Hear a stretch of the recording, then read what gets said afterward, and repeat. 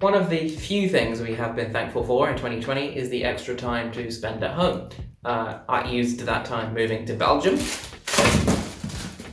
and starting university and learning loads of new recipes. I'm really happy with a lot of the recipes that I've learned, and I want to share with you my top 9 recipes that I learned in 2020. Before I get to number 9 though, I want to open a beer. I'm drinking a Postel Double. Good beer, and I'm having 2. Not really. Alright, cheers. Ah. Yeah. Now for the list. Number 9. When I go looking for authentic cultural recipes, I always try and find someone from that actual country themselves. YouTube caption function and auto-translate is great for that. And I found my number 9 recipe while I was looking for a curry, and it's Kabitha's Kitchen and her Rajma Masala. It's a kidney bean curry in a tomato sauce, very gingery, spicy. I served it with a paratha roti and some curried vegetables, and it was really delicious. And I have been making many of her recipes since. She's great, check her out. Kabitha's Kitchen, my number 9. Number 8 is one that I've enjoyed in Spain for a while, but I didn't really know how to make it properly myself until I watched this recipe by Spain on a Fork. It's spinach and chickpea, which I think actually I'm having tonight. Another good vegetarian dish. Chickpea, spinach, tomato, garlic, onion. Very simple, and it's all together in a nice stew. Great for some sort of breadstick to dip straight in there. One of the things that we've had this year is time to spend at home. One of the things we've lacked this year is motivation to do anything.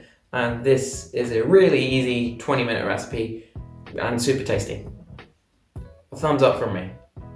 Number 7, I couldn't decide between these 2 cakes, but they're both from the same person.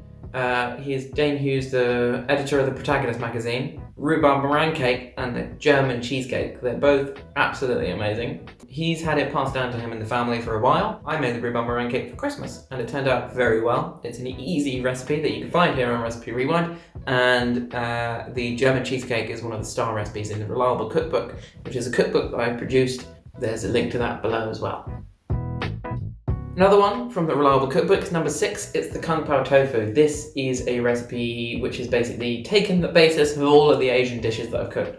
Oh yeah, the sauce is perfect. It just goes with anything. It's just a simple mix of soy sauce, rice wine vinegar, sesame seed oil, honey, and orange juice. That's one you didn't think is in there, but a lot of Asian sauces use orange juice or pineapple juice and stuff like that. I tried making it with peach juice.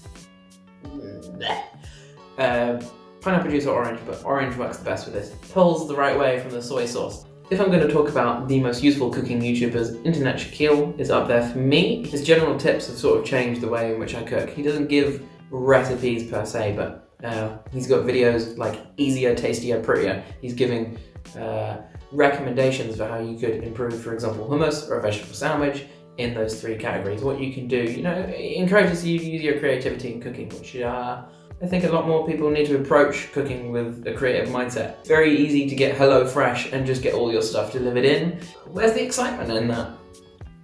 Number 4. This one we made quite a lot early in the lockdown. It's a Panda Calatrava by Cocina con Carmen. She's a great Spanish YouTuber. Loads of incredible recipes, and this one is one that I've always wanted to know. Link to her in the description.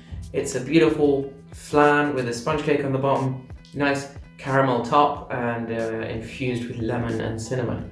It's really delicious. Thanks. Oh! Did you do that? Number 3. Coming to Belgium, we found that carrots were incredibly cheap, and they are mostly cheap everywhere. But the great thing about carrots is the soup. And this carrot soup recipe comes from, what's her name? Foods 101 with Deronda.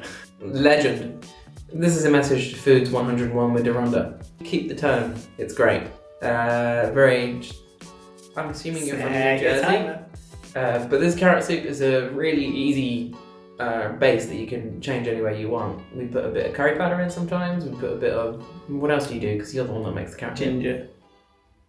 Ginger. There's so much you can do with a carrot soup. This is a great base. Very easy to make. And you can do it with other vegetables. You do it with other vegetables. What's not to love about Foods 101 with Duranda? Vessels. Number 2. When we discovered this cake, we made it about 6 times in the space of a month because we couldn't get enough of it. It's the Galatopita by Akis Petretzikis. I think I got that right. He's Greek, the recipe's Greek. And again, this is authentically Greek. The video's all in Greek. And that's how you know you're getting something authentic. And that's what you want. It's a semolina milk tart that you can do with a filo pastry, or you can do it without. And his version has it without, and I think that's helpful because filo pastry is quite expensive. But we put this gorgeous sort of pie together. You put it in the oven, and the top is all nice. Let it rest in the fridge for a day. It's a delicious cake. I recommend you make it. It's the Galatopita by Akis Petretzikis.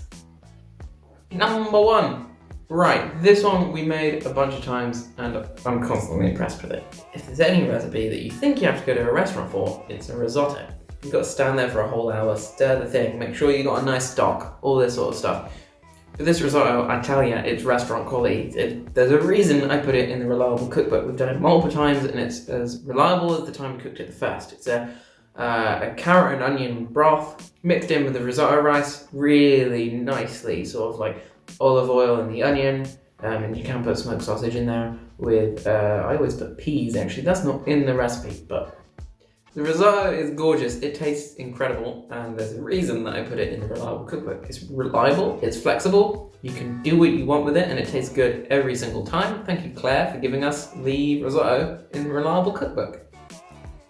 And that's my top 9 recipes of 2020. If you're like me, I'm sure you've also learned recipes this year while you've been at home, locked in at home. And if you have, comment below, tell me what I've missed, and I will be happy to find out even more recipes this year. And tell me if you've tried out any of the recipes which I've talked about. They're all great YouTubers, as well as the Reliable Cookbook, which is the cookbook that I produced earlier this year. There's me on the cover. There's great recipes in this book that have been given to me by family and friends from around the world during the first lockdown. We wanted to connect, and this was the way that we did it. And you can go in the description below to find a link to buy a digital download for the rest of the 71 recipes which are in this book. Cool, so roll on 2021. Don't forget to tell me what recipes I might have missed from YouTubers I maybe don't know. Recipe Rewind.